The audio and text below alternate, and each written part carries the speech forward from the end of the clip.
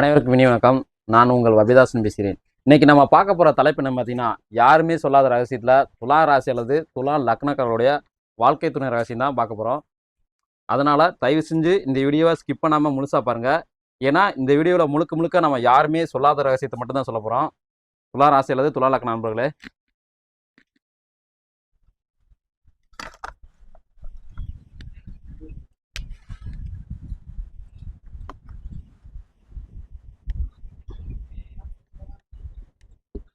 துலாம் ராசி அல்லது லக்னம், இந்த வீட்டுக்கு உண்மையிலே எந்த கிரக அதிபதி பார்த்தீங்கன்னா, இந்த வீட்டுக்கு எந்த கிரக அதிபதி பார்த்தீங்கன்னா கேது.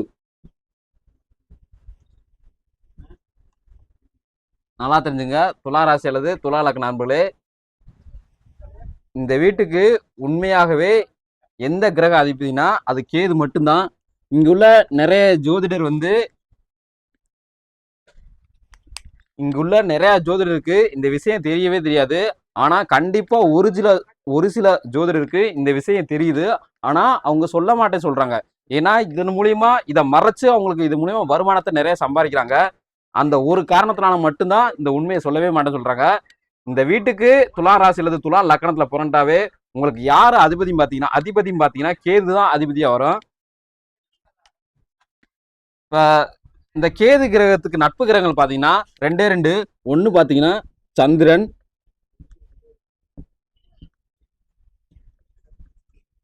இன்னொன்னு பாத்தீங்கன்னா சனி.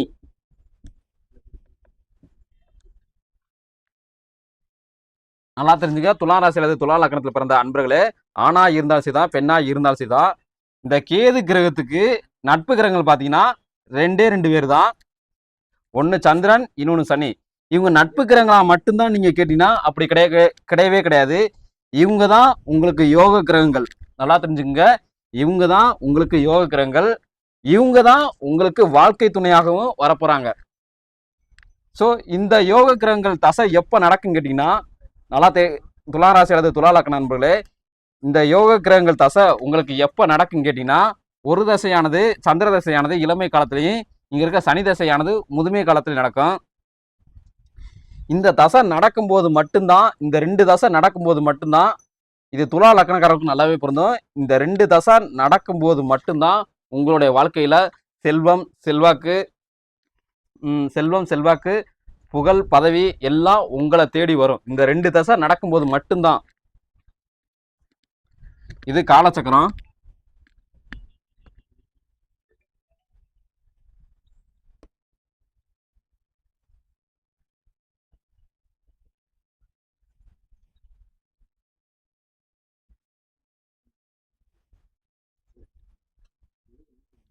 இப்ப துலா வீடு இதுதான். இந்த வீட்டுக்கு அதிபதி யாருன்னு பாத்தீங்கன்னா கேது.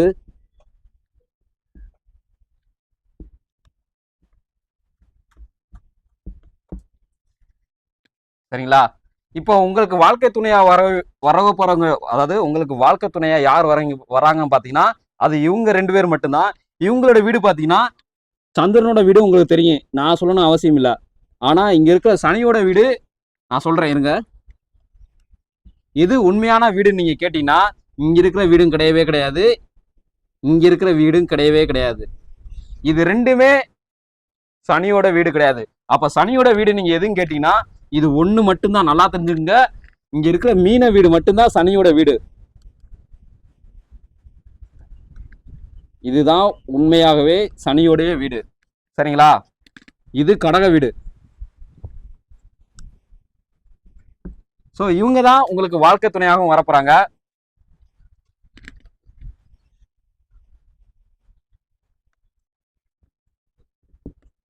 துலாம் ராசி அல்லது லக்னம், இந்த வீட்டுக்கு உண்டான இவங்களுக்கு உண்டான கிரகம் பார்த்தீங்கன்னா கேது,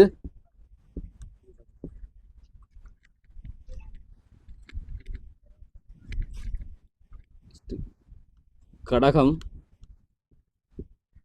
ராசி அல்லது லக்னம். இந்த வீட்டுக்கு உண்டான கிரகம் பார்த்தீங்கன்னா சந்திரன்.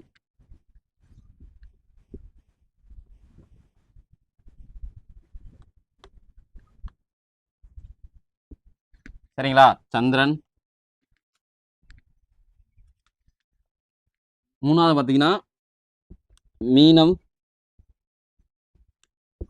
ராசி அல்லது லக்னம். இந்த வீட்டுக்கு உண்டான கிரகம் பார்த்தீங்கன்னா சனி. நல்லா தெரிஞ்சுங்க, துலா ராசி அல்லது துலா லக்னத்துல பிறந்த ஆணா இருந்தாலும் சரிதான், பெண்ணா இருந்தாலும் சரிதான், இவங்க தான் உங்களுக்கு வாழ்க்கை துணையா வரப்போறாங்க. இங்க இருக்கிற 2 ராசி தான் உங்களுக்கு வாழ்க்கை துணையா வரப்போறாங்க. நீங்க துலாம் ராசிக்காரவளா இருந்தீங்கன்னா நீங்க கடக ராசிக்காரவளோ கல்யாணம் பண்ணிக்கலாம். இதே மீன ராசிக்காரவளையும் கல்யாணம் பண்ணிக்கலாம். இதே நீங்க துலாம் லக்னக்காரவளா இருந்துட்டீங்கன்னா இங்க இருக்கிற கடக லக்னக்காரவளை கல்யாணம் பண்ணிக்கலாம், அல்லது இங்க இருக்கிற மீன லக்னக்காரவளை கல்யாணம் பண்ணிக்கலாம். 2ல யாராச்சும் ஒருத்தரை நீங்க கல்யாணம் பண்ணிக்கலாம். இவங்களை நீங்க கல்யாணம் பண்ணும்போது மட்டும்தான் உங்களோட இல்லற வாழ்க்கை சந்தோஷமா இருக்கும். இப்ப துலா ராசி அல்லது துலா லக்னத்துல பிறந்தவங்களுக்கு யாரை ரொம்ப பிடிக்கும் கேட்டீங்கன்னா உங்களுக்கு இங்க இருக்கிற மீன ராசி மீன லக்னக்காரவளை தான் ரொம்ப பிடிக்கும்.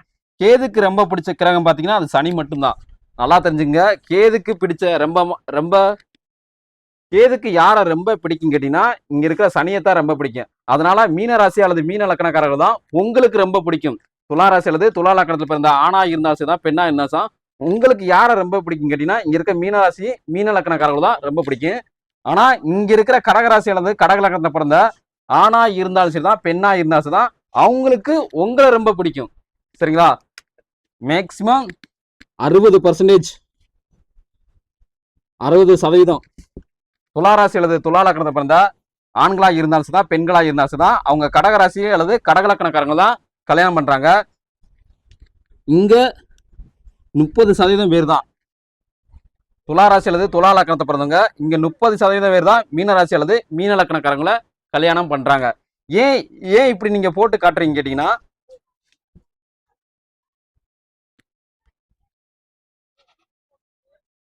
ஏன் நீங்க இப்படி போட்டு காட்டுற, அதாவது இந்த ஏரோ ஏன் இப்படி காமிச்சிருக்கீங்க நீங்க கேட்டீங்கன்னா, ஏன்னா இந்த ஏரோ வந்து இவங்களுக்கு உங்களை பிடிக்கும், உங்களுக்கு இவங்களை ரொம்ப பிடிக்கும். இவங்கெல்லாம் நல்லா தெரிஞ்சுங்க, துளாராசி அல்லது துலா லக்னக்காரங்களா கடகராசி அல்லது கடக லக்னக்காரங்களை கல்யாணம் பண்றவங்களாம் யோகத்துல பிறந்து வந்தவங்க. நல்லா தெரிஞ்சுங்க, துளாராசி அல்லது துலா லக்னக்காரங்களாம் நீங்க கடகராசி அல்லது கடக லக்னத்தை பிறந்த ஆண்களே பெண்களே நீங்க கல்யாணம் பண்ணா நீங்கெல்லாம் யோகத்துல பிறந்து வந்தவங்க. நல்லா தெரிஞ்சுங்க. இதே துலா ராசி அல்லது துலா லக்னத்தை பிறந்த ஆண்களா இருந்தாலும் சரிதான் பெண்களா இருந்தாலும் சரிதான் நீங்க மீன ராசி அல்லது மீன லக்னக்கார ஆண்களே பெண்களே நீங்க கல்யாணம் செய்ய போறீங்கன்னா இல்ல செஞ்சிருந்தீங்கன்னா அவங்கெல்லாம் யோகத்துல பிறக்காத நபர்கள். சோ இதுதான் இங்க வேறுபாடு, வேற எதுவுமே இல்லை. உடனே உங்களுக்கு ஒரு சந்தேகம் வரும், ஏன் துளாராசி அல்லது துலா லக்னத்தை பிறந்தா ஆண்களா இருந்தாலும் சரிதான் பெண்களா இருந்தாலும் நீங்க கேட்கக்கூடிய ஒரே ஒரு கேள்வி, ஏன் நாங்க இவங்க 2 பேர்த்த மட்டும் திருமணம் செய்யணும் அப்படின்னு நீங்க கேள்வி கேட்டீங்கன்னா, ஏன்னா உங்களுடைய அருமையும் பெருமையும் தெரிஞ்சு அதாவது உங்களுக்காக அதாவது உங்களை மதிச்சு நடக்கக்கூடிய யாருன்னு கேட்டீங்கன்னா இவங்க 2 பேர் மட்டும்தான். இங்க இருக்கிறவங்க யாருமே கிடையாது. இவங்கெல்லாம் உங்களை மிதிச்சு நடக்கிறவங்க. இவங்க 2 பேர் மட்டும்தான். நல்லா தெரிஞ்சுங்க, துளாராசி அல்லது துலா லக்னத்தை பிறந்தா ஆண்களா இருந்தாலும் சரிதான் பெண்களா இருந்தாலும் சரிதான் இங்க இருக்க கடகராசி அல்லது கடக லக்னத்தை பிறந்தவங்க, இங்க இருக்க மீனராசி அல்லது மீன லக்னத்தை பிறந்தவங்க மட்டும்தான் உங்களை மதிச்சு நடப்பாங்க. இவங்கெல்லாம் உங்களை மிதிச்சு தான் நடப்பாங்க. மித்த யாருமே உங்களுக்கு செட் ஆக மாட்டாங்க. ஏன்னா இவங்களுக்கு, அதாவது கடகராசிக்காரர்களுக்கு உங்களை ரொம்ப பிடிக்கும், உங்களுக்கு யாரை பிடிக்கும் கேட்டீங்கன்னா இங்க இருக்க மீனராசி அல்லது மீன லக்னக்காரர்களை பிடிக்கும். இதுதான் கான்செப்ட், வேற எதுவுமே கிடையாது. சரிங்களா? இதை தவிர இவங்களை 2 பேர்த்த தவிர நீங்க வேற யாராச்சும் இங்க இருக்கிறவங்களை நீங்க அதாவது இங்க இருக்கிறவங்க கல்யாணம் பண்ணிட்டீங்கன்னு வச்சுங்க. உதாரணத்துக்கு இங்க இருக்கிற விருச்சிகத்தை நீங்க கல்யாணம் பண்ணிட்டீங்கன்னு வச்சுங்க. உதாரணத்துக்கு இங்க இருக்கிற மீனத்தை கல்யாணம் பண்ணிட்டீங்கன்னு வச்சுங்க. உங்களோட இல்லற வாழ்க்கை கண்டிப்பா சந்தோஷமா இருக்கவே இருக்காது. ஏன்னா அவங்க உங்களுக்கு செட்டே ஆக மாட்டாங்க. அவங்களோட குணங்கள் உங்களுக்கு ஒத்து போகாது, உங்களோட குணங்கள் அவங்களுக்கு ஒத்து போகாது. இதுதான் காரணம். சரிங்களா? உங்களோட செயல்பாடுகள் பிடிக்காது, அவங்களுக்கு உங்களோட செயல்பாடுகள் பிடிக்காது. இப்ப நீங்க துலா ராசி அல்லது துலா லக்னத்துல பிறந்துட்டா உங்களுக்கு வரக்கூடிய பிளட் குரூப் பாத்தீங்கன்னா ஏ பாசிட்டிவ் வரும்.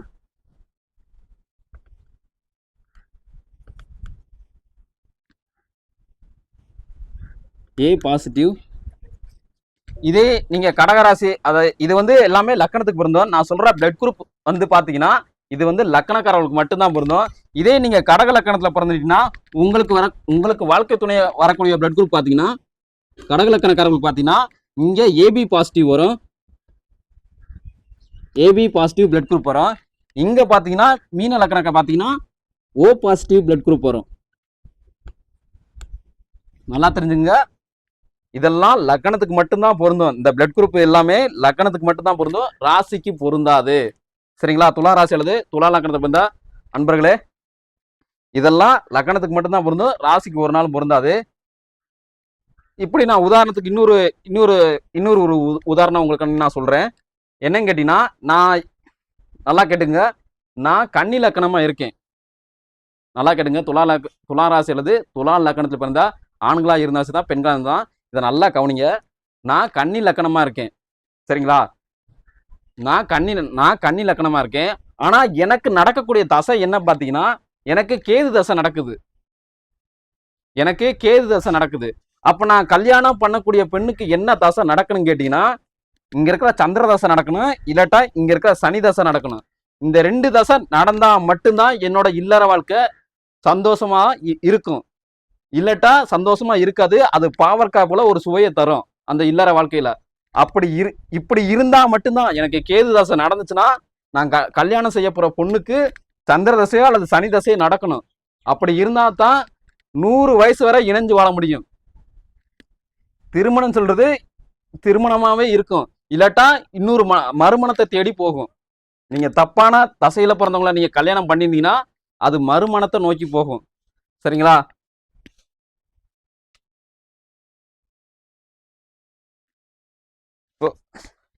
இது குறிக்கும் மாசம் பாத்தீங்கன்னா ஐப்பசி மாசம் வரும்.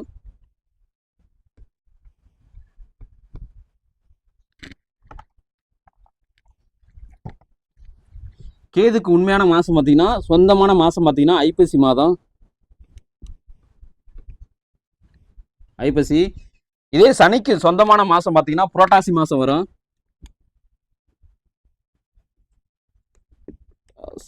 புரட்டாசி. சந்திரனுக்கு உண்டான மாசம் பாத்தீங்கன்னா ஆனி மாசம் வரும்.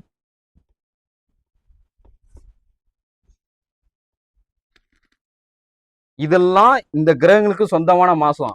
ஆனா இப்ப இருக்கிற கால சூழ்நிலைக்கு அது நீங்க சரியா வருமான்னு கேட்டீங்கன்னா கண்டிப்பா சரியா பொருந்தி வராது.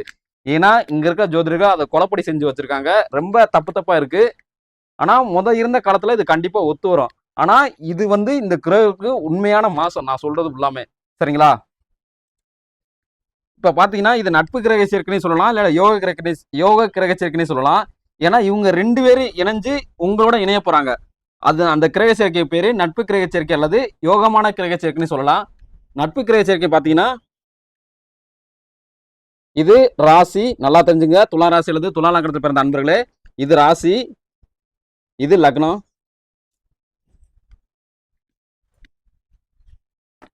இப்ப பாத்தீங்கன்னா கேது பிளஸ் சந்திரன். கேது பிளஸ் சந்திரனா நீங்க துலா ராசிக்காரவங்க, சந்திரன்னா கடக லக்கணக்காரவங்க. சரிங்களா? இதே நெக்ஸ்ட் பாத்தீங்கன்னா கேது பிளஸ் சனி. இது இங்க இருக்க துலா ராசிக்காரவங்க, இது துலா ராசி. இது வந்து பாத்தீங்கன்னா மீன லக்கணக்காரவங்க. ரெண்டாவது பாத்தீங்கன்னா சந்திரன் பிளஸ் கேது. இவங்க பாத்தீங்கன்னா கடக ராசிக்காரங்க, இவங்க பாத்தீங்கன்னா கேது லக்கணக்காரங்க, அதாவது துலாம் லக்கணக்காரங்க. ரெண்டாவது பாத்தீங்கன்னா சனி பிளஸ் கேது. இவங்க பாத்தீங்கன்னா மீன ராசிக்காரங்க, துலாம் லக்கணக்காரங்க. இந்த 4 கிரக சேர்க்கையில பிறந்துட்டீங்கன்னா நீங்க உண்மையான இந்த 4 கிரக சேர்க்கையில பிறக்கக்கூடிய ஆண்களா இருந்தாலும் சரிதான், பெண்களா இருந்தாலும் சரிதான், அவங்க உண்மையிலே ரொம்ப யோகமான கிரக சேர்க்கையில பிறந்து வந்த நபர்கள் தான். இந்த யோகமான கிரக சேர்க்கை ரொம்ப யோகமான கிரக சேர்க்கை என்னன்னு கேட்டீங்கன்னா, இங்க இருக்கிற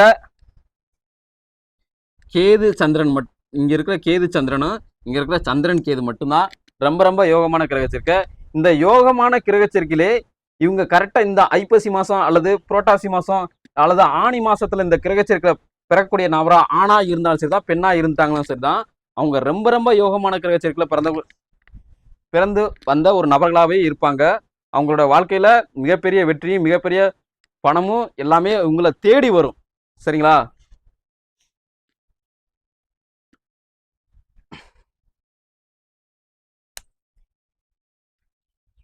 ஸோ இது போல பல அருமையான தகவலை நீங்க தெரிஞ்சுக்கணும்னு ஆசைப்பட்டீங்கன்னா நம்மளுடைய புதன்குரு ஆஸ்ட்ராலஜி சேனலை சப்ஸ்கிரைப் பண்ணி வச்சுங்க. அங்க இருக்க பெல் ஐக்கானை பிரஸ் பண்ணி வச்சுங்க.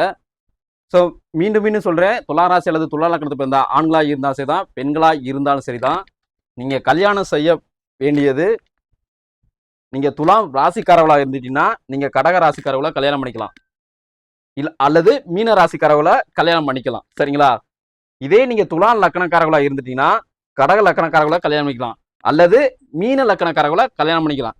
இவங்களை கல்யாணம் பண்ணும்போது மட்டும்தான் உங்களுடைய வாழ்க்கையில சண்டை சச்சரவு அந்த ஒரு பேச்சுக்கே இடம் இருக்காது. சரிங்களா?